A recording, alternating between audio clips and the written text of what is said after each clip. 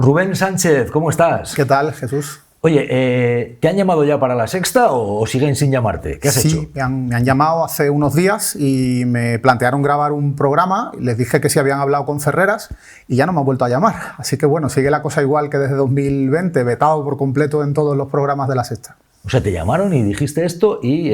Sí, yo avisé, digo, no vaya a ser que perdamos el tiempo, que ya alguna vez me pasó en un programa, que tuve que echar una mañana entera grabando con alguien que no voy a contar por no perjudicarle, y después de grabarse el programa, al final mi parte no se emitió, con lo cual, bueno, como yo tampoco tenía muchas ganas de perder el tiempo, advertí, oye, preguntad a quién manda aquí si de verdad yo puedo salir en La Sexta de nuevo, y parece que no, porque han pasado ya bastantes días desde esa llamada. ¿Pero y quién manda entonces?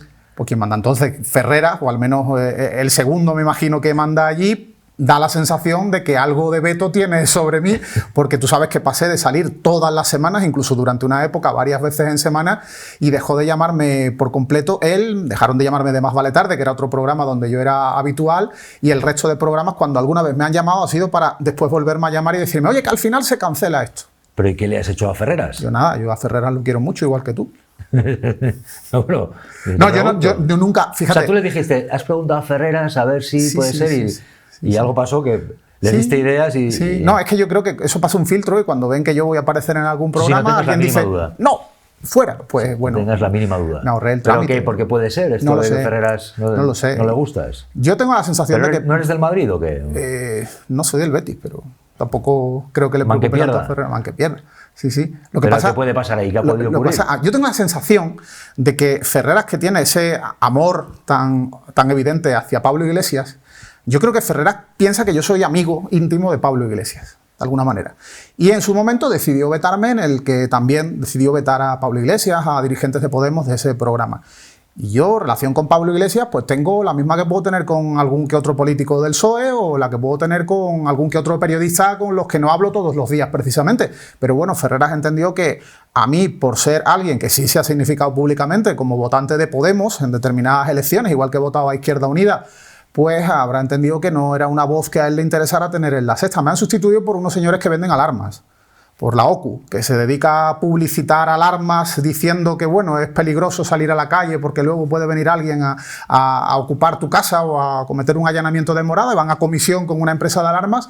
Pues esos son los que ahora salen defendiendo a los consumidores en La Sexta o hablando de la subida de la electricidad con mensajes muy blancos, que no son precisamente mensajes potentes a nivel de reivindicación política, de cambios de tarifas, sino son una entidad, un club de compras que dicen que son una asociación de consumidores y que también te venden tarifas eléctricas. Una eléctrica va, le da una oferta, ellos dicen que es muy buena, la publicitan y luego se llevan una comisión. Esos son ahora la voz de los consumidores en La Sexta, la única voz de los consumidores. Ya bueno, sí, yo llevo unos cuantos años en el periodismo y he llamado también a portavoces de la OCU, de la Organización de Consumidores y Usuarios, y a Facua, y bueno, llamar a las dos asociaciones me parece, incluso alguna más, me parece lo lógico. De hecho, tú veo que sigues apareciendo en otras televisiones.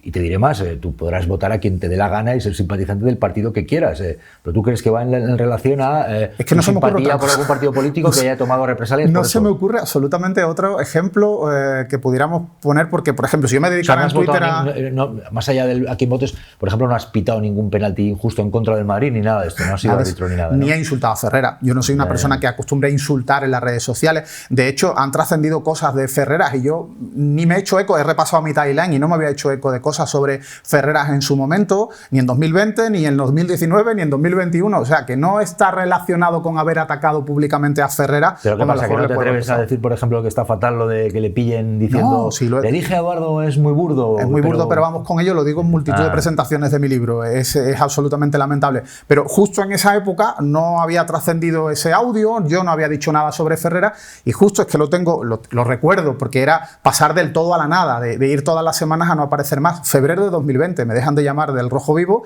verano de 2020 me dejan de llamar de Más Vale Tarde, en ese transcurso me dejan de llamar de La Sexta Noche, donde también estaba empezando a ir habitualmente, y luego presento mi anterior libro, me llaman de un programa de televisión, me dicen de La Sexta, ven a presentarlo, vas a venir dentro de 3 semanas, sí, perfecto, y yo por teléfono diciendo, sí, seguro que voy a ir.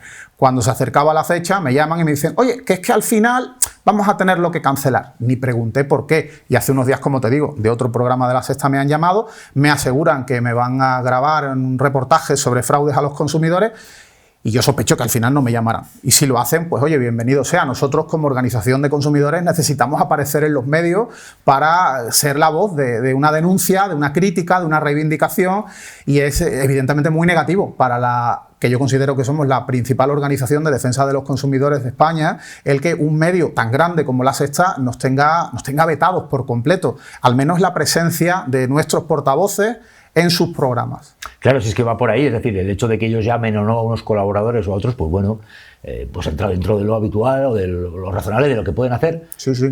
Sí llama la atención en este caso que no llamen al portavoz de una de las asociaciones de consumidores más importantes de España. Eso sí que llama muchísimo la atención. Máxime cuando tú apareces en otros grupos de comunicación, ¿no? Y sin cobrar. Es decir, no se trata de que yo apareces, por ejemplo? Me llaman de A3 Media habitualmente, o me llaman de vez en cuando pues no sé, de algunos de los programas que han estado, ahora se ha alterado la parrilla, ¿no? Pero, por ejemplo, de Todo es Mentira, me llaman a menudo. Eso es Mediaset. Mediaset, perdona. A3 Media es el grupo de Ferreras, A3 Media es Antena 3 y La Sexta. Es que ya mezclo. ¿De A3 Media te llaman? De A3 Media sí me llaman, de Antena 3, de algunos programas. A veces, La Sexta. A veces. Ya. Pero de La Sexta, concretamente, no. Por eso, por aclarar a la gente, A3 Media es Antena 3 y La Sexta. Y La Razón y Onda Cero. Esto es Mediaset, es Telecinco y 4. 4, exacto. Y de eso, de Telecinco, de 4 sí me llaman. Y no cobrando, es decir, yo hago entrevistas como portavoz de Facua sin cobrar, como nunca cobré en La Sexta. He podido estar contratado en algunos programas. Por ejemplo, en el tuyo, en Las Mañanas de 4, hace muchos años.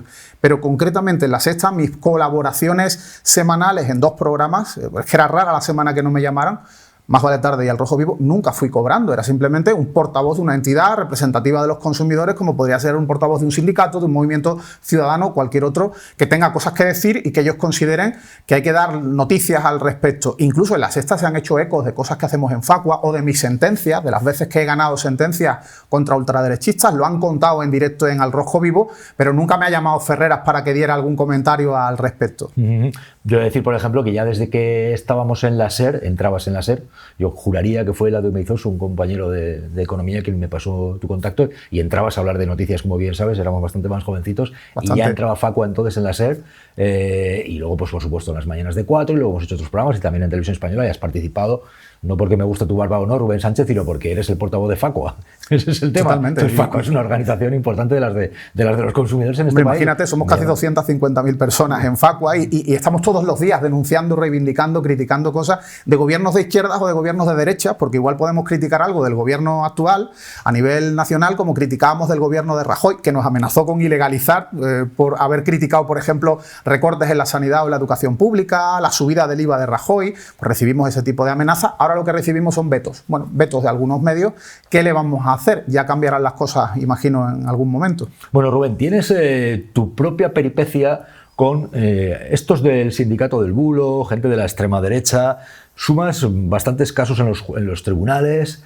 Ahora mismo, ¿cómo estás? Quiero decir, cuéntanos un poco lo más llamativo, porque es verdad, vienes a hablarnos de tu libro Bulos, en el cual hay materia prima muy relacionada con lo que vives. Es decir, tienes tu propia hazaña contra esta gente de la extrema derecha y los bulos. Y ahora mismo, ¿en qué momento estás? ¿Con qué personajes de estos de la extrema derecha tienes causas pendientes o les has ganado juicios? Minuto y resultado, Rubén. Bueno, sin querer frivolizar, te lo digo, vamos a intentar esbozar una sonrisa, pero el tema es muy serio porque hay amenazas incluso. Cuéntanos. El tema es muy serio, hay amenazas incluso de muerte, hay difamaciones hacia mí, hacia mi familia. Lo que ocurre es que llega un momento en que tienes un poco que ponerte esa coraza y casi verlo desde fuera y reírte a veces de las cosas que pasan, como 3 ultraderechistas que cantaron "Vamos a volver al 36", y yo, bueno, me indigné mucho con lo que dijeron, porque compararon al gobierno actual con el Frente Popular, que sufrió el golpe de Estado franquista, y luego se produjeron en esa guerra civil multitud de asesinatos de demócratas. Yo los critico, yo los llamo degenerados a estos tipos. ¿Qué son quiénes? Isaac Parejo, infoblogger, es conocido así en las redes, y Los Meconios, un grupo musical de extrema derecha. Lanzo esa crítica y me ponen una demanda. Hacen un crowdfunding, recopilan pues 4.000 y pico euros, me ponen una demanda, me reclaman 9.000 euros de indemnización y falsean la realidad en la demanda. Se inventan que la letra de su canción no era la que yo decía que era, que ellos no habían dicho las cosas que yo afirmaba que habían dicho.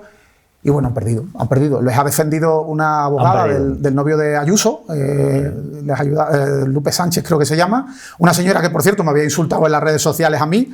Estos señores, uno de ellos, Isaac Parejo, infoblogger, también me había insultado reiteradamente en vídeos en YouTube, llamándome de todo, entre otras cosas, rojo de mierda, muy imaginativo el insulto, y después se permite decir que yo he atentado contra su honor. Bueno, han perdido, igual que creo que podrían haber perdido contra cualquiera que lanzó tuits indignados en su día. Marlaska se pronunció sobre esa canción y dijo que rozaba el delito de odio. La denunció la Asociación para la Recuperación de la Memoria Histórica. Era realmente repugnante ese acto, esa canción, esa forma de lanzar un mensaje frívolo sobre lo que ocurrió en la Guerra Civil, y ellos están continuamente lanzando mensajes muy divertidos, según ellos, y desenfadados sobre 1936, un año fetiche para ellos. Esa es la última que he ganado, es la número 26 de las sentencias que llevo ganadas, y también yo creo que divertidos para nada, perdona que te interrumpa. O sea, en este tema yo lo siento mucho, pero ahí sí que me cuesta hasta sonreír, porque hay que remarcar, porque ellos están en reescribir la historia, que es el año de un golpe de Estado por parte de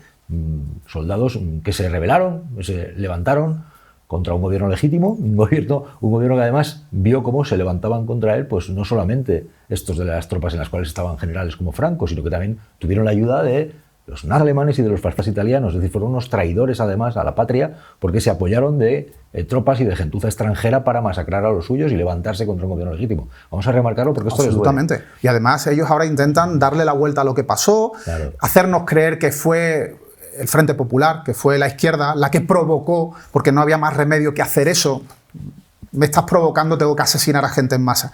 Es realmente repugnante, pero así nos reescribe la historia la extrema derecha y también la derecha del PP, que no quiere ni oír hablar de lo que pasó de verdad, no quiere participar en conmemoraciones de la muerte del dictador. Bueno, en el fondo, ¿de dónde viene el PP? Sino de partidos franquistas, y de dónde viene Vox igualmente, ¿no? Bueno, pues estos señores entienden que no solamente se pueden reír de lo que pasó, reírse de nosotros, insultar a la gente de izquierda o a los demócratas en general, sino que incluso jugar a llevarnos a los tribunales para sacar pasta, porque al final lo que hicieron fue sacar en un crowdfunding mucho dinero para la demanda, publicitar sus eventos utilizándome a mí, como que lo llevo a los tribunales, provocando que tuviera viralidad los vídeos donde decían que yo iba a acabar condenado, etcétera, etcétera. Bueno, no he acabado condenado, no tengo ni una sola condena de las muchísimas causas que han abierto contra mí ultraderechistas, ni por la vía civil ni por la vía penal, que también me han puesto querellas, por ejemplo, el ex juez Serrano de Vox, ese tipo que iba criticando las paguitas de la izquierda subvencionada, y luego descubrimos que era él quien había recibido una paguita de 2,5 millones de euros falseando el capital social de una empresa, y que luego se quedaron él y sus socios con el dinero, lo usó para sanear una empresa que tenía en quiebra, lo usó para hacer préstamos a amigos o clientes. Bueno, al final tienen de alguna manera un síndrome de proyección, un efecto espejo, nos acusan a veces a nosotros de las cosas, de los delitos que cometen ellos, ¿no?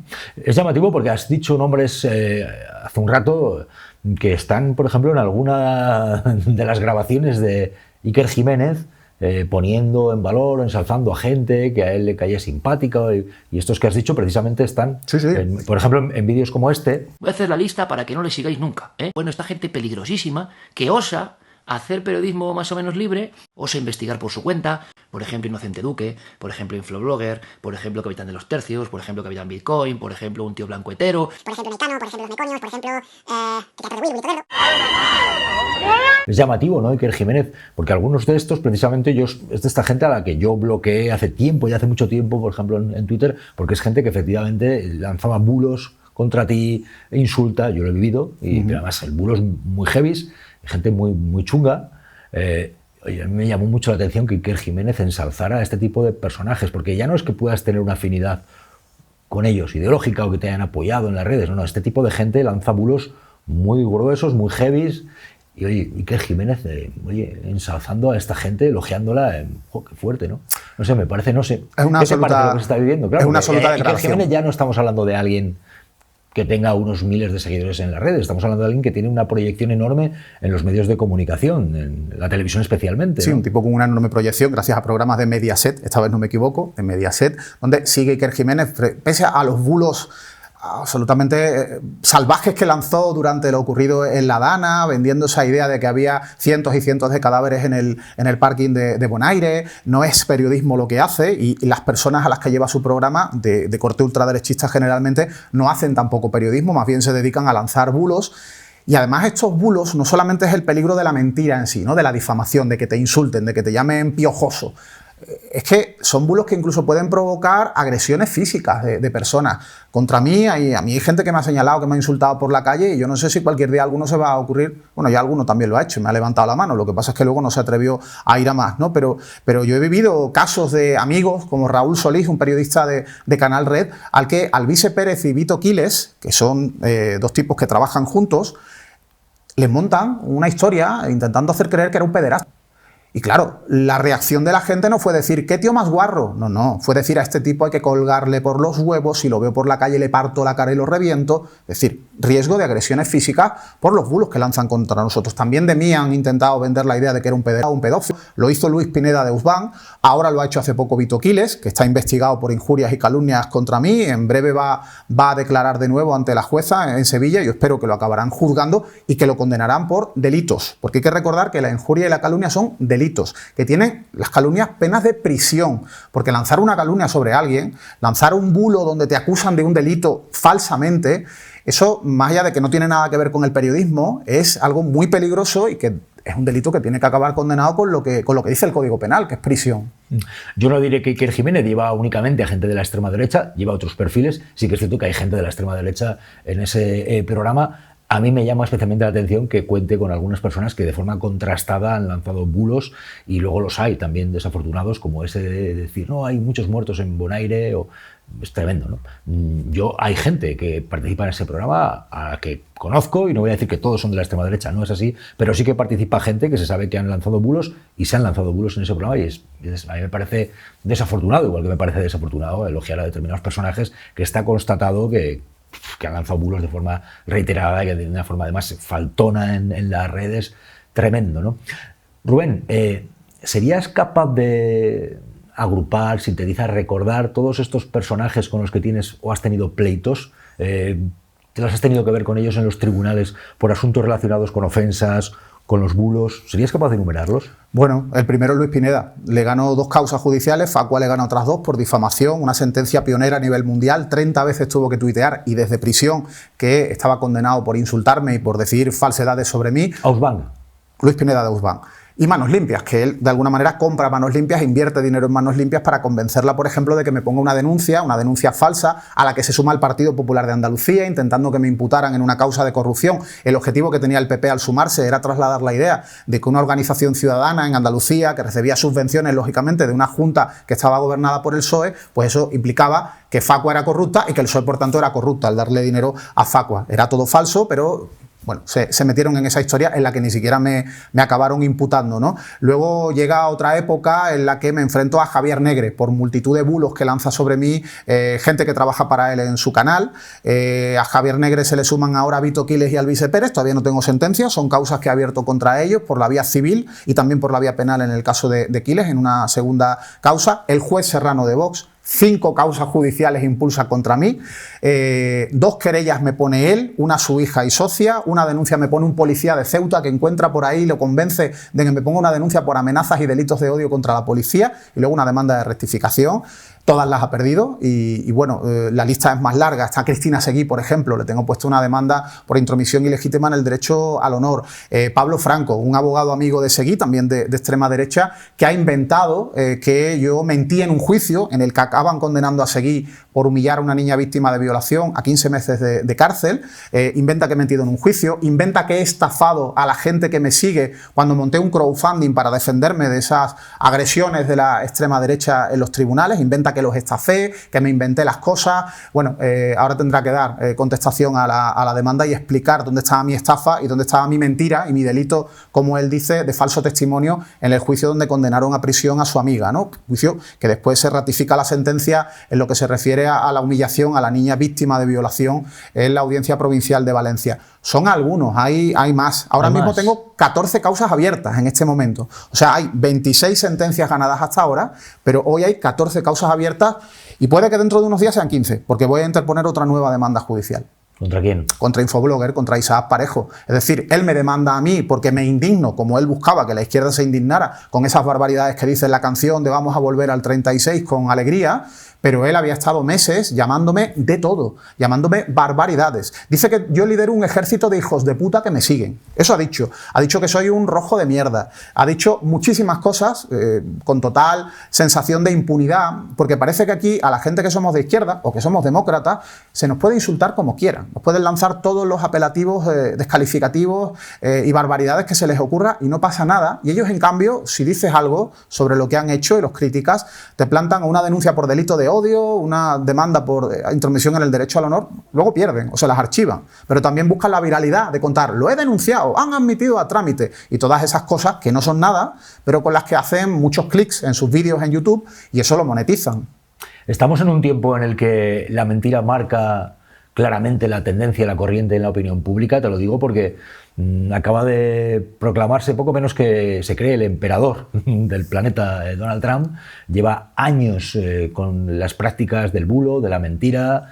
Hay gente que se puede quedar con tonterías, decir, no, los migrantes se comen los gatos y demás. La gente vota a este tipo de dirigentes, pero lo hemos visto con otros más.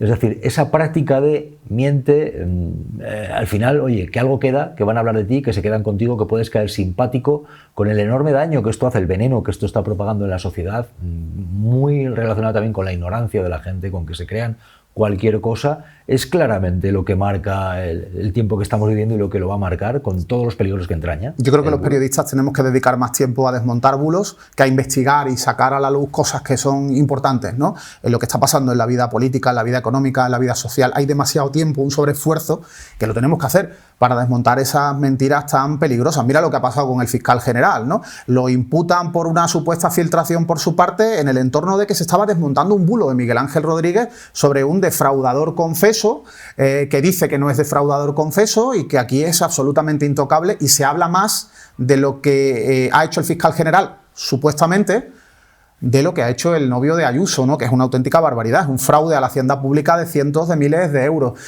No es algo muy comprensible si lo miráramos con la óptica de hace 20 años, porque esto yo creo que era impensable para nosotros que viviéramos unos tiempos así, pero efectivamente la maquinaria del bulo está muy bien orquestada. Cada día en los medios tradicionales o en las redes sociales se viralizan, pues no sé si 10 o 15 bulos nuevos, y claro, ¿cómo vas tú combatiendo bulo tras bulo? Yo siempre recuerdo el debate electoral de Feijóo y Sánchez, donde Feijóo arranca con una ametralladora de bulos contra Sánchez y lo deja noqueado.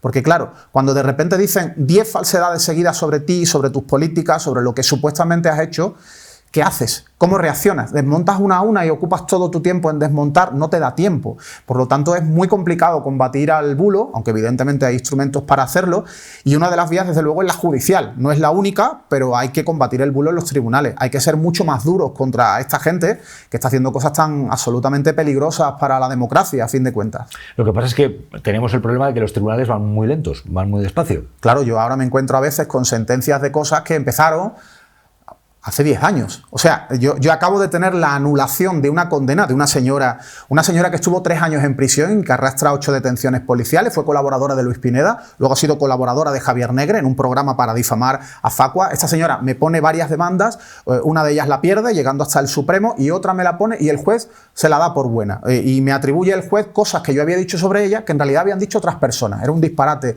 de sentencia. Intentamos recurrir y ella la bloquea, renunciando a su abogado, a su procurador, paralizando el tema. Y ahora, por fin, después de muchos años, que empezó la causa, que creo que data de 2014 el inicio, pues ahora, hace unas semanas, el juzgado me dice que se acabó la sentencia, que ya no existe. Se ha anulado por caducidad de la instancia, porque esta señora, con sus artimañas, intentó frenar mi recurso ante la audiencia provincial, donde yo tenía claridad, certeza de que iba a ganar, pero ella lo que quería era perpetuamente contar que estoy condenado. Y esta señora, que no es nadie, en el fondo provoca que gente que sí es alguien, gente con mucha repercusión, diga: Rubén Sánchez está condenado por insultar a una señora, por vejaciones machistas. Era falso, yo no estaba condenado por eso, yo no había lanzado ninguna vejación machista, pero eso lo ha utilizado la extrema derecha también para hablar mal de mí y para decir, bueno, nosotros insultamos, pero los rojos también lo hacen. Y mira este tipo que está condenado. Bueno, pues no estoy condenado, se ha anulado esa sentencia y ya puedo decir que tengo 0 condenas de ningún tipo, ni civiles ni penales, y mira que han intentado veces que a mí me condenen, y en cambio yo sí he conseguido que en muchísimas ocasiones pues acaben condenando por distintas cuestiones a gente del periodismo, o del pseudoperiodismo más bien, del empresariado y de la política de la ultraderecha en nuestro país. Hay claves como, por ejemplo, construir un relato atractivo, aunque sea falso, para que cale, para que llegue. Hay ejemplos, por ejemplo, ¿no? Díaz Ayuso, presidenta de la Comunidad de Madrid, comparece en una entrevista con Ana Rosa y empieza a contar que porque el presidente del gobierno tenía un chat con ella en WhatsApp, el chat ya no está. Entonces de ahí ella extrae una operación, una conspiración ahí, ¿no? ¿Qué no harán? ¿Verdad? Van contra mí. Que el trasfondo de todo esto es la investigación a su pareja porque no pagaba Hacienda lo que era debido, pero ella se victimiza y utiliza algo tan banal como, oye, que se borre un chat. O que Pedro Sánchez cambie de teléfono. Yo he contado, yo a Pedro Sánchez su teléfono he tenido pues desde que venía a las mañanas de 4 como tú, año 2012, ya le conocí entre CTV, a Pedro Sánchez compartimos alguna tertulia. Y ha cambiado de teléfono alguna vez, ha llegado a líder del PSOE, ha llegado a presidente del gobierno, pues puede, o ha cambiado o tiene otros teléfonos más, hombre, que borre unas conversaciones o que incluso por seguridad le hayan hecho un barrido o lo que sea, pero ella se monta una historia cuando, por ejemplo, borrar un chat de WhatsApp, que yo borro un chat de WhatsApp, el mío y el del otro, no lo veo muy complicado, pero ella se monta una historia, una película, entonces hay gente que dirá, oh, pobre Isabel, van a por ella. Es tremendo esto del relato atractivo para claro, engañar. Porque lo cuenta la presidenta de la Comunidad de Madrid. Es decir, no lo cuenta un colgado que ha pasado por la calle, que a veces colgados que pasan por la calle cuentan una barbaridad y se viraliza también, ¿eh? Pero lo cuenta la presidenta de la Comunidad de Madrid. Entonces hay gente que son sus votantes que lo creen y hay gente que no son sus votantes que ya odian a Sánchez, porque a este presidente yo creo que es el más odiado de toda nuestra historia democrática, porque la ultraderecha se lo ha montado muy bien para lanzar bulos sobre él. Y bueno, pues hay muchas personas, ni siquiera siendo votantes del PP o de Vox, que algo pueden creerse. Oye, algo raro estará haciendo el presidente del gobierno tramando contra esta señora. Es un absoluto disparate, pero sobre todo es lo que tú planteas, lo atractivo, lo espectacular del bulo. Cuanto más llamativo sea, habrá gente que pensará, esto es una pamplina, es una chorrada, pero habrá gente que dirá, oye, mira esto, lo que han dicho, que este hombre quiere matar a Ayuso, que lo ha dicho así en el programa de Ana Rosa, aquí algo hay. Bueno, pues hacer el bulo espectacular es un instrumento, yo creo, de éxito claro, pero también nosotros que desmontamos bulos, también tenemos que hacer llamativa nuestra información, nuestra forma de comunicar. Yo creo que a veces tenemos que intentar virar nuestro mensaje sin rayar en la falsedad, evidentemente, ¿no? Ni en la frivolidad, pero creo que sí podemos hacer más interesante el mensaje, más llamativo. Pues imagínate, a mí me insulta un tipo durante meses, me dice barbaridades, dice pues que puedo ser un pedófilo, que soy el hombre más corrupto de España, te estoy hablando de Luis Pineda de Ausban, dice de mí que emito facturas falsas, que Facua está robando dinero público, dice absolutamente de todo, lo dice en Twitter, lo dice en los programas de televisión donde le invitan gente a la que él paga para que lo inviten, lo dice en todos lados, y ahora de repente yo consigo que lo condenen, y tú imagínate que yo contara, he conseguido que condenen a Luis Pineda por difamarme, fin de la cita, eso no le interesa a nadie. ¿Qué es lo que hay que hacer? Pues convertir también la reacción y cómo ganas en algo espectacular. Y yo consigo, y mi abogado en ese caso que fue David Bravo, consigue que sea el primer condenado en el mundo a publicar reiteradamente en Twitter, en horario de máxima audiencia, que Twitter también tiene prime time, la sentencia, o sea, el fallo judicial, 30 veces durante 30 días. Eso no había pasado nunca en la historia y eso le tuvimos que dar bombo. Y esa información salía hasta en The Guardian, o sea, salió en prensa internacional. Y luego al tipo, que lo meten 3 años en prisión preventiva, sabes que lo condenaron por estafa y extorsión, aunque luego el Supremo lo absuelve, pues esos 3 años en prisión preventiva, el tipo dice que no puede publicar la sentencia porque está en la cárcel. Y en prisiones le dicen, no, te ponemos un ordenador en una salita con conexión a internet y tú te logueas. Y luego se inventa que ha olvidado la contraseña, porque eso se lo llevaba un community manager. Y mi abogado dice, pues muy bien, no pasa nada, una multa diaria de X euros hasta que la recuerde. Y la recordó en 2 días. Todo eso fuimos comunicándolo en las redes, en la prensa. Cuando él empieza a tuitear desde la cárcel, imagínate la repercusión mediática. El primer preso en la historia del mundo que utiliza internet para publicar una sentencia, un fallo judicial. Todo eso comunicándolo provoca que al final la gente se acuerda más de las condenas de Luis Pineda y del ridículo que hizo cuando fue condenado y tuvo que publicarlo, que de las cosas que dijo sobre mí. A mí hay amigos que dicen, sí, Pineda era el que te insultaba, ¿no? No, mira, tío, Pineda es que dijo esta lista larguísima de delitos que me atribuyó. Pero eso la gente no se acuerda. De lo que se acuerda es de lo espectacular que hiciste tú luego la reacción. Eso es difícil, ¿eh? Y una sentencia como la de Pineda no se consigue todos los días. Pero tenemos que buscar la forma de combatir el bulo, que es de lo que hablo en mi libro, de combatir el bulo también buscando el que la gente vea atractivo el combate, vea atractiva la respuesta, cómo lo desmontas, cómo ridiculizas al que está mintiendo sobre ti o sobre lo que pasa hoy en día. Claro, hay gente que tiene cañones por banda, viendo un poco toda vela, es decir, por ejemplo, alguien como Ayuso, una presidenta que dispone primero de la posibilidad de que le hagan entrevistas en horarios atractivos, en medios de comunicación de masas, al mismo tiempo desde su organismo público, pues puede financiar medios de comunicación, es decir, ya tiene un bazooka Claro. para trasladar determinadas historias, aunque sean falsas, y ya no solo lo preocupante de que hay gente que se cree lo que le diga a su dirigente favorito, le diga lo que le diga, sino también la capacidad que tiene de, pues eso, del mass media, de lanzar su mensaje a mucha más población. Yo conozco a un tipo que era el líder de audiencia por las mañanas en periodismo político, en tertulia, y se quedó en nada. Y hoy tiene un canal de YouTube con muchísimos seguidores. Un tipo que se ha reinventado. ¿Quién? Un tal Cintora. Ah. Tú imagínate, si a nosotros nos quitan la posibilidad de acceder a determinados medios, no salimos en La Sexta, los de Facua. Tú ya no tienes un programa en una gran cadena de televisión. No nos vamos a quedar de brazos cruzados. Tenemos que reinventarnos, reinventar la forma de comunicar. Yo a través de Twitter he conseguido, hace poco eran casi 400.000 seguidores, Twitter ya me ha robado 10.000, bueno, pero tengo cierta repercusión. En Blue Sky, que es la nueva red de moda, tengo algo más de 60.000. Busco vías por las que tener repercusión, igual que hacer crecer a Facua en capacidad de llegar a gente, que se unan a nosotros, que conozcan lo que hacemos, denunciamos, cómo defendemos a la gente de los fraudes. Hay que reinventar continuamente la estrategia de comunicación cuando te encuentras que grandes medios te vetan o que incluso solamente te sacan para atacarte, para lanzar bulos sobre ti. Pues eso es lo que tenemos. Nosotros no vamos a tener a nuestro alcance el chasquido de Ayuso apareciendo de repente en un public reportaje con Ana Rosa Quintana o en el diario El Mundo o La Razón, pero bueno, tenemos otras vías de llegar a gente, posiblemente a menos gente, pero también somos, no sé, guerrilleros que tenemos que insistir una y otra vez en que llegue nuestro mensaje a cada vez más si es posible. Tenemos un presidente que está incapacitado para la política, lo que puede significar que el presidente del gobierno abiertamente diga que te va a matar, que quiere acabar contigo, que quieren destruir. Es muy peligroso. Claro, porque el caso de Díaz Ayuso, estamos hablando además de organismos públicos que tienen una capacidad de financiar, de poner dinero público en medios de comunicación con las repercusiones que eso tiene. Los dirigentes políticos, las administraciones públicas, políticas, disponen de un presupuesto y hay un dinero público que va a medios de comunicación. Eso, claro, tiene una repercusión, o puede tenerla. Y debería tener una regulación. O sea, que un determinado dirigente político, ahora es Ayuso, mañana puede ser cualquier otro, decida para que su mensaje propagandístico cale en determinados medios, para que se veten informaciones contra ella, pagar a un medio, en publicidad institucional, por supuesto. No te pagan el public reportaje, lo que te meten es mucha publicidad institucional, pues no sé, del turismo en Madrid. Y eso es luego la contrapartida que se encuentra. El medio le regala esos public reportajes, esos titulares tan maravillosos y ese silencio hacia quienes critican a Ayuso o, digamos, suavizar las informaciones contrarias a Ayuso. Eso es muy peligroso. No es Ayuso la primera política que lanza esto, y esto lo han hecho políticos de todos los partidos, ojo. O sea, que aquí no podemos acusar exclusivamente al Partido Popular de haber utilizado a los medios y de destinar mucho dinero público a quien querían, o vetar a otros para que les hagan propaganda. El PSOE lo ha hecho, el PSOE en Andalucía lo hacía cuando gobernaba en mi comunidad autónoma. Lo que pasa es que yo creo que ahora está, digamos, multiplicado, y además hasta unos niveles en los que te encuentras que un medio se crea con dinero público. Dice Javier Aroca que los medios son todos públicos. Público oficial, como puede ser Televisión Española o Telemadrid, y luego otros medios que supuestamente son privados, pero viven del dinero público, con lo cual todos están chupando de la teta del Estado y en muchos casos sencillamente para hacer propaganda o vetar informaciones.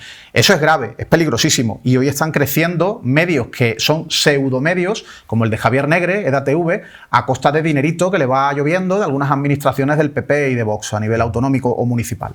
Hay prácticas que se ponen en marcha en Estados Unidos. Yo cuento en mi libro, en El precio de la verdad, por ejemplo, lo de Steve Bannon. Steve Bannon, una de las cosas que hacen en las prácticas que ponen en marcha, que llegan incluso a crear medios que saben que van destinados a lanzar bulos. Lo hacen además con un impacto tremendo, con un éxito.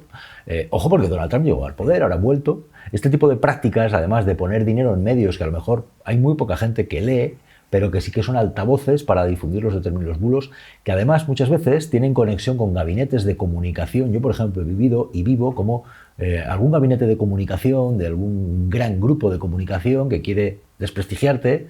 Ellos tienen sus hilos conductores con esos panfletos a los que le lanzan bulos determinados. A lo mejor no los lee mucha gente, sí te llega a ti con tu alerta de Google, y sí que claro, son recaditos que te mandan o difunden ese tipo de bulos. Y hay una conexión, todo está montado. Puede haber una conexión entre el poder político, grupo mediático, gabinete de comunicación, y ese libelo que acoge ese tipo de bulos, que es una forma de establecer una guerra sucia. ¿Cómo surge OK Diario?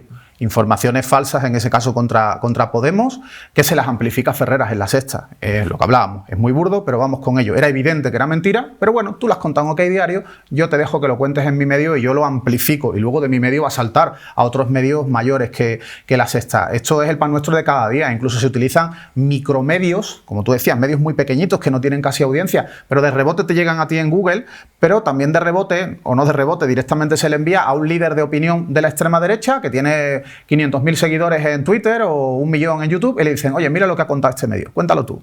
Tranquilo, que no te va a pasar nada. Tú no eres el que está acusando. Vas a contar lo que un medio cuenta. Reportaje neutral. En derecho, si tú cuentas algo que ha contado un medio, a ti no te puede pasar nada, porque tú no eres el autor de la información, tú no eres el difamador. En todo caso, es responsabilidad del medio. Y eso es lo que hacen muchas voces de la extrema derecha hoy en día. Amplificar no ya lo que den grandes medios, sino esos pequeñísimos medios que están pagados pues, por ciertos partidos de la extrema derecha o por dinero público de allí donde gobiernan. Esto se está haciendo por parte de la extrema derecha y por parte de la aparente izquierda, que algunos van de izquierdas y de ser periodismo de izquierdas y realmente tienen más peligro que los que se dice son de extrema derecha. Eso está pasando, eso está ocurriendo. Claro, luego hay una derivada de todo esto, y es que las consecuencias penales que suele tener, pues no suelen ser precisamente muy graves para ellos. No tienes experiencia de condenas que ha podido haber. Tampoco son condenas tan duras, ¿no? Que hagan que se lo piensen en reincidir, ¿no? Si el que te está difamando es un imbécil que al final lo que gana es lo justito para llegar a fin de mes, pues evidentemente lo metes en un lío. Si le metes una demanda y lo acaban condenando a indemnizarte con 30.000 euros, ¿no? Pero si ese imbécil luego hace un crowdfunding y recauda dinero por gente que le cree o que incluso le gusta, le maravilla, que diga barbaridades de ti, al final el imbécil se sale casi con la suya, ¿no? Pero si estamos hablando de un tío muy poderoso, de un tío que tiene muchísimo dinero, de un gran empresario, de un político de un partido al que pueden acabar condenando a una multa que le va a pagar su propio partido, es que les da igual, las consecuencias son muy limitadas. La calumnia sí puede tener una pena mayor porque hablamos de prisión, y si eres reincidente en la calumnia podrías hasta acabar entrando en prisión, ¿no? Pero yo no conozco ningún caso de ningún político top que haya acabado en prisión, ni ningún periodista top que haya acabado en prisión por delitos de calumnia. Con lo cual, bueno, estamos como estamos. Saben que les sale muy barato. No voy a decir que es gratis, pero les sale muy barato lo que están haciendo. ¿Debería preocuparnos más la cultura en la que estamos, en la cual hay más gente que, por ejemplo, se está informando por TikTok, que son contenidos que pasan muy rápido, casi como que el mascapipas va pasando pantallas? Y luego hay menos tiempo para la reflexión, para profundizar en los temas. Se está imponiendo esta cultura del contenido breve, sin profundizar, casi a modo de entretenimiento, y hay gente que lo tiene como referencia ya para informarse, y ahí hay gente, pues ojo, que pone contenido de calidad y cierto, pero también hay bulos y gente que está esparciendo la mentira en redes como estas, ¿eh? A mí lo que más me preocupa de eso, más allá de que es cierto que a través de ciertas plataformas llegan a ti 50 mensajes al día, y a lo mejor de esos 50 hay 12 que son bulos, ¿no? Y hay 1 o 2 o 3 que te los acabas creyendo. A mí lo que me preocupa especialmente es que en esas redes, en TikTok o en Instagram, están los niños. Están chavales de 13, 14, 15, 16 años, o gente que ya empieza a intentar formarse ideas políticas y van a acabar votando a Vox, porque están muy manipulados a través de esas plataformas. En YouTube, por ejemplo, la izquierda, los referentes de la izquierda han llegado tarde. Gente que tiene canales en YouTube con millones de seguidores y son de extrema derecha, y luego cuentas que puedan ser de perfiles de izquierda o demócratas en general, hay muy pocos. Hay muy pocos que tengan tantos seguidores. Y yo no sé si habrá alguno que supere el 1.000.000 y que haga periodismo político demócrata o de izquierda, alejado del bulo y de la extrema derecha. Y luego yo creo que también habría que poner de manifiesto la culpa que tenemos o que tienen quienes han gobernado desde la izquierda durante tantos años en nuestro país, y aquí el principal responsable al que me refiero es el PSOE, que ha permitido, que ha fomentado que hoy en día un niño, un chaval o un tipo que ya tiene 20 y tantos años no tenga ni pajolera idea de quién fue Franco, ni qué hizo Franco, las atrocidades que se cometieron. Porque en el temario de historia, una vez al año o cada varios años te cuentan un día, en el último tema, si le da tiempo al profesor y te lo cuenta rápido, que bueno, que hubo un alzamiento, que hubo un tal y un cual, y no te cuentan realmente lo que pasó, y casi que se quedan con la copla de que nos peleamos entre hermanos. Eso es una barbaridad, y ahí tienen muchísima responsabilidad los partidos de la izquierda que han gobernado y que no han querido cambiar los planes educativos, y que hoy un tipo de Vox en el Congreso dice que el franquismo fue maravilloso, Y hay chavales que lo ven y dicen, bueno, pues a lo mejor es verdad, lo ha dicho un señor que es diputado, es un cargo electo, y ese chaval no le han enseñado ni siquiera en la escuela lo que pasó. Es responsabilidad de nosotros como padres enseñárselo a nuestros hijos, etcétera, pero también esa responsabilidad, yo insisto, del PSOE en lo que ha permitido hacer, pues tiene parte de la culpa, es decir, ha sembrado lo que hoy tenemos. Gente hablando bien de Franco, como si Franco fuera el abuelo de todos los españoles, ¿no? Hay etapas en el PSOE, sin duda, pero sí que es cierto que nosotros venimos de una generación, nacidos a finales de los 70, en la cual, pues, en la EGB, maravillosa EGB en algunas cosas, en otras sí que es cierto que cuando llegabas a lo de la guerra civil, pues se explicaba de forma bastante más rápida de lo que era. Y a mis hijas se las explican igual de rápido. Sí, pues eso, pues fatal, esa es la realidad. Lo cual no quita para que evidentemente haya que reflexionar sobre esto, porque en las redes, ahora mismo, pues por ejemplo, entras en TikTok, hay contenido que relativiza el franquismo, hay un montón de comentarios también ahí, que realmente luego no sabes cuántos son bots, trolls, pero un montón de gente edulcorando eso, alabando incluso la dictadura, y eso ocurre con una naturalidad tremenda. Hay gente que desconoce la historia y se vive precisamente de manipular la historia. Esto me parece enormemente preocupante, la ignorancia, una vez más. La ignorancia es preocupante y también es preocupante y es gravísimo, no ya en TikTok, porque no es precisamente una red que tenga al frente a Musk ni a Zuckerberg, pero en los casos de Twitter y Meta, son tipos a los que no les va a preocupar demasiado que haya mensajes de apología del franquismo, por mucho que puedan vulnerar nuestra ley de memoria histórica, ¿no? Allí nos encontramos a tipos que están apoyando, especialmente en el caso de Musk, a partidos de extrema derecha en todo el mundo, que está intentando manipular con su algoritmo en Twitter las informaciones que vemos y las que no vemos, y al que eso del franquismo le da exactamente igual, no tendrá ni idea de quién fue Franco seguramente, y lo que busca es que partidos como Vox vayan creciendo, y si a Vox le hace falta que determinados mensajes calen, pues su algoritmo está perfectamente manipulado para ello, con lo cual es que estamos jugando con una desventaja absoluta, ¿no?, frente a gente que puede manipular perfectamente. El que a nosotros, que nos siguen cientos de miles de personas en Twitter, supuestamente, pues hay amigos que a mí me dicen, oye tío, hace 2 años que no te leo ni un tuit y yo entro en Twitter prácticamente a diario. Porque el algoritmo está manipulado para eso. Ya. Yo explico en conferencias políticas de comunicación de partidos como Vox, que siguen ya prácticas que se han visto en otros países como Estados Unidos. Por ejemplo, si te fijas, a Abascal no se le ve demasiado en programas de televisión. Sin embargo, él se cuida, pues va, por ejemplo, a esto de intereconomía, que luego curiosamente aparece que pagaba facturas de la mujer y demás, ¿no? Pero medios afines, hace su entrevista, claro. Tampoco tiene una amplia repercusión ahí, pero luego ellos difunden los trozos de la entrevista que les conviene a través de sus redes sociales, pero están invirtiendo y mucho en redes.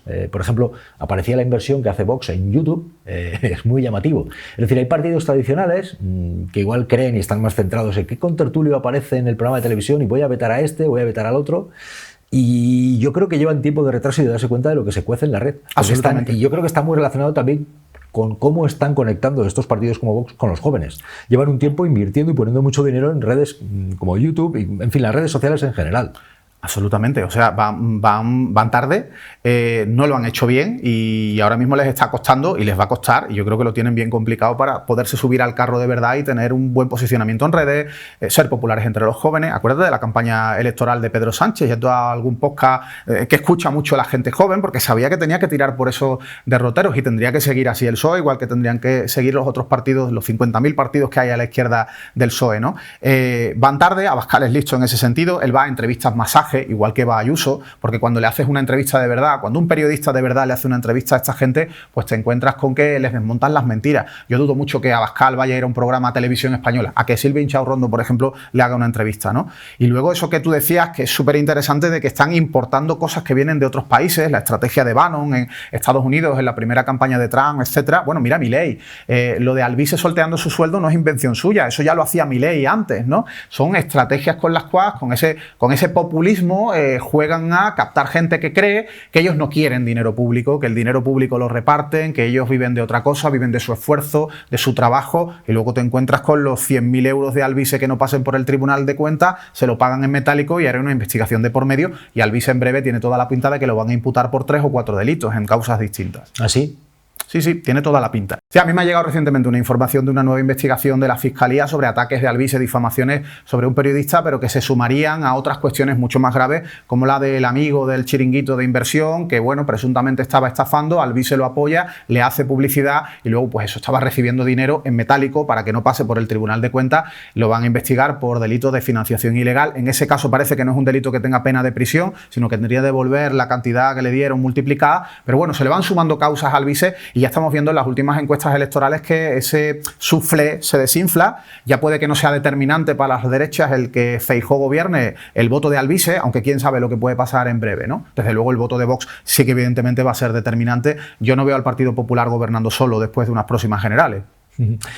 Hablabas de las prácticas de dirigentes políticos que deciden no ir a determinadas entrevistas porque pueden ser difíciles. Eso yo creo que lo hacen de forma bastante generalizada. Está ocurriendo cada vez más, pero también estábamos comentando lo que puede ocurrir pues si al mismo tiempo en las redes sociales hay quien se maneja metiendo dinero, tratando de influir. ¿Tú crees que también está claramente como algo determinante, calando mucho, un tipo de público que no lee demasiado, que no reflexiona demasiado?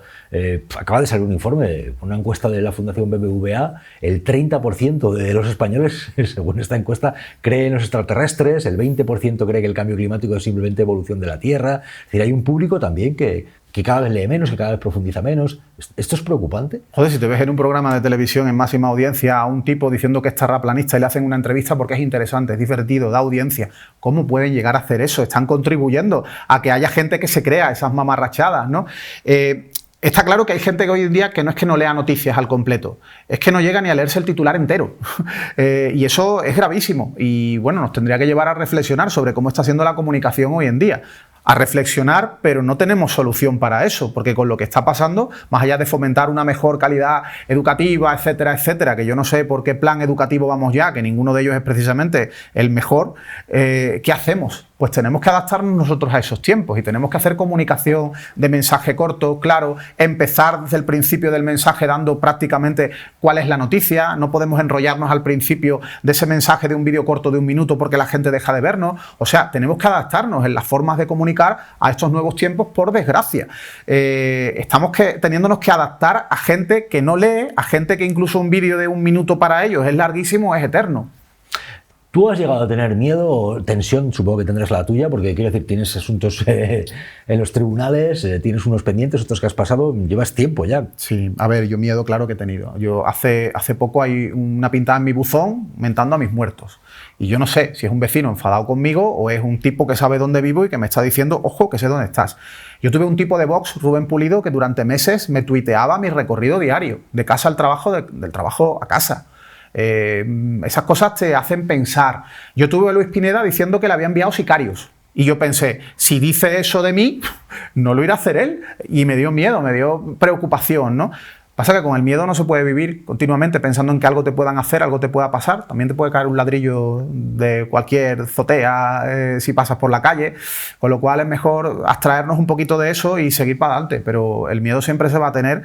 Y también me da miedo lo que está pasando en algunas ciudades. Yo, antes de venir a la entrevista, he visto un intento de agresión dentro del metro de un tipo, de un fascista, insultando a un señor que nació en México, pero que es tan español como tú y como yo, insultándolo porque le daba asco tener a un inmigrante cerca. Y delante de todo el mundo amenazándolo con una agresión, diciéndolo que le iba a hostiar. Y yo eso no lo he visto en mi ciudad. Y en mi ciudad gobierna la derecha, ¿eh? Y además ha sido determinante también Vox para que tengamos un alcalde del Partido Popular. Pero yo eso no lo había visto nunca y me encuentro con algo que creo que tendría que llevarnos a pensar cómo se está consiguiendo sembrar el odio hacia los inmigrantes. Aquella gente que piensa que cuando un inmigrante llega a España, incluso siendo ilegal, le dan de golpe 1.000 euros, le dan un trabajo quitándote a ti el tuyo y además le regalan una casa. Es que hay gente que se cree eso. Y es una auténtica barbaridad. Y eso lo han propiciado los bulos de la extrema derecha y el hecho de que los grandes medios de comunicación hayan querido contar lo que dice la extrema derecha en lugar de informar y dar la realidad que hay tras lo que inventa la extrema derecha, desmontar sus mentiras. Estamos grabando esta entrevista en Madrid, tú vives en Sevilla, por dejar claros estos datos por si alguien no lo tiene claro, pero lo remarquemos. Yo soy de los que cree que en ciudades, por lo general, hay gente buena, mala, irregular. Yo no voy a hacer el recuento de dónde hay más canallas. Sí es cierto que en cualquier caso hay que denunciar cualquier aspecto de estos que se produzca, es muy evidente. ¿Serías capaz de seguirme el juego en este sentido? Por ejemplo, grandes mentiras institucionales. Te pongo por caso, como el 1, 2, 3, que diría 1, 2, 3, respondo otra vez, te digo yo una. Por ejemplo, en España, un rey emérito que tiene el dinero fuera de nuestro país, que no tributa aquí y es considerado rey emérito. una gran mentira institucional, es decir, el cinismo de tener esto y luego querer decir que todo es normal. O, bueno, tenemos en la jefatura del Estado un rey emérito, que es un corrupto, pero bueno, vamos a seguir. Es decir, es una gran mentira institucional. 1, 2, 3, responda otra vez. Felipe González era socialista.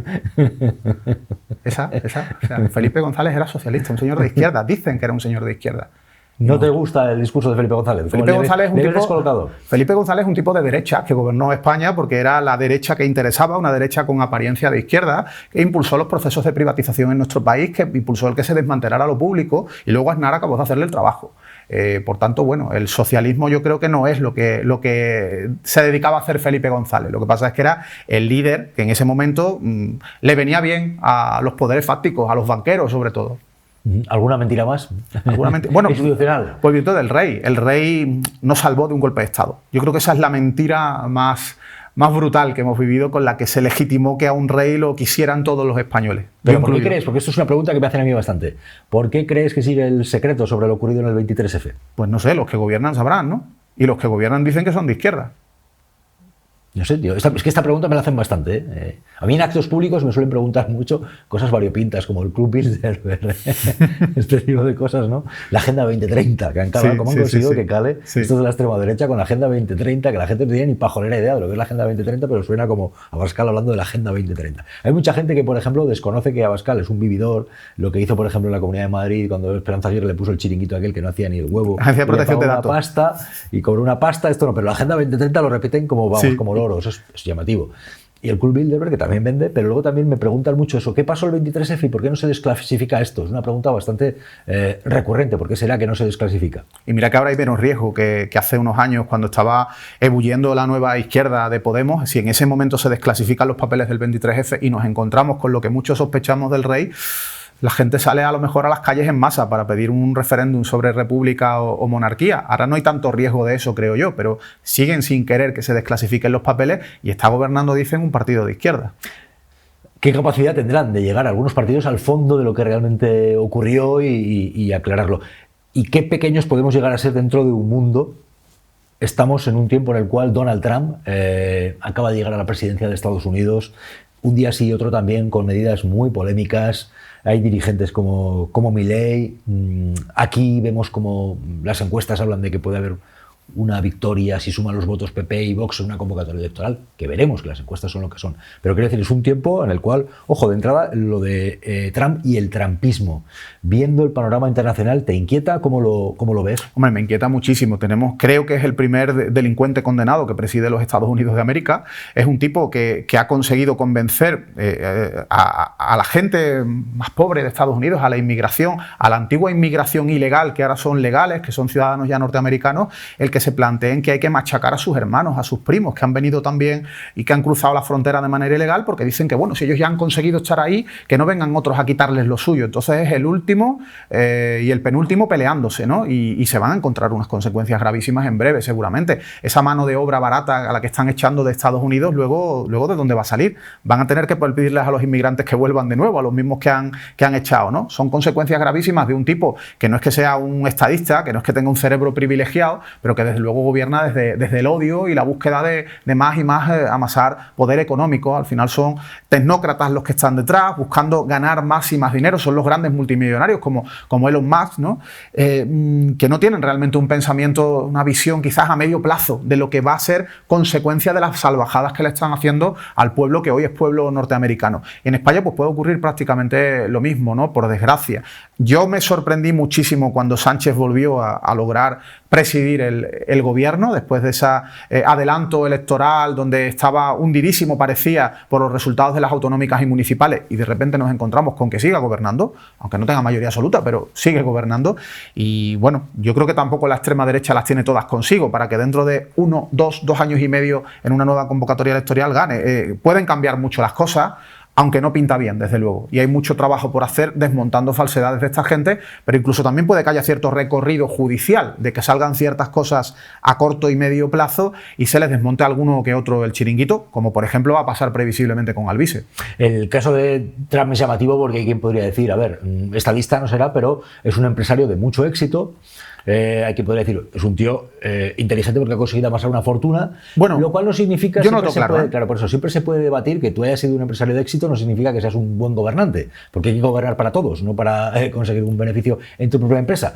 Incluso puede ser un tipo no precisamente muy inteligente y amasar una gran fortuna según cómo tengas tus prácticas empresariales. Yo no voy a dudar que ahí está su labor empresarial y sus beneficios económicos, lo cual no significa que, cuidado, que no es lo mismo que gobernar un país e intentar tener un mando en el mundo incluso. Absolutamente. Trump yo creo que no es un gran empresario, no es precisamente un gran estratega de los negocios. Este tipo prácticamente nació rico, y otra cosa es que efectivamente los que tienen dinero, que son los que hacen creer a todo el mundo, a toda la ciudadanía, incluso al obrero, ¿no? El que tiene dinero no necesita robar, el que tiene dinero gestiona mejor. No, al final lo que hacen es beneficiar a amiguetes, a veces incluso robar, porque el ansia de dinero es infinita y cuanto más dinero tienen, más quieren, y desde luego no son fantásticos gestores, y sobre todo lo que buscan, muy por encima de todo, es beneficiar a ellos y a su entorno, a la gente bien, y en cambio a la clase que quiere llamarse media, pero la clase baja, a nosotros no buscan políticas que nos beneficien, buscan recortarnos y recortarnos, estirando, tensando la cuerda todo lo que puedan,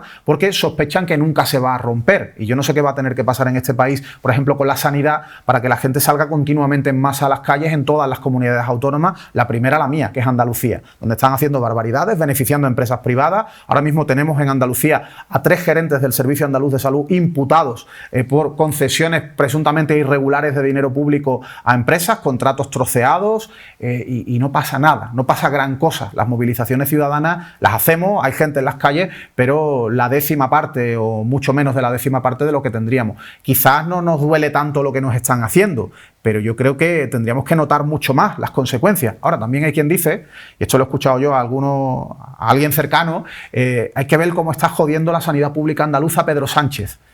Es que no saben de quiénes son las competencias y a veces culpan al que no tiene nada que ver de lo que está pasando.